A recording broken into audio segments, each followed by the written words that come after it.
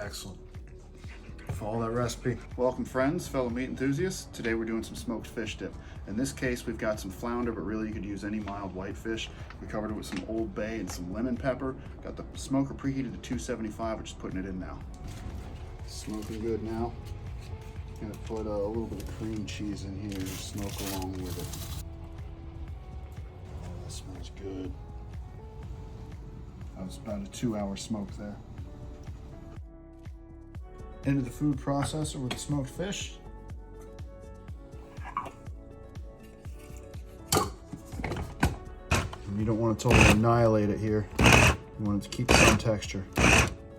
Just want to get it chopped. Cream cheese, a tablespoon of lemon juice, teaspoon of horseradish, half teaspoon of salt, quarter teaspoon of black pepper, 1 tablespoon of minced fresh dill. And then we're going to add a half a cup of sour cream. Get all that well blended. Most of the time I've seen similar recipes, they only use 4 ounces of smoked fish with this.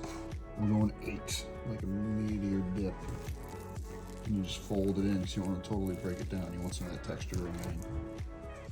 We literally just took a block of cream cheese and threw it on the smoker just to see what it's like. Very good. The smokiness comes through excellent. That really takes it to another level. I could see that being used in any number of recipes or just by itself on a cracker, on toast, on anything. Very good. Without further ado, our smoked fish dip. See how it is. Excellent. Follow that recipe. It's so good. You won't regret it. If you like this video, guys, give us a thumbs up.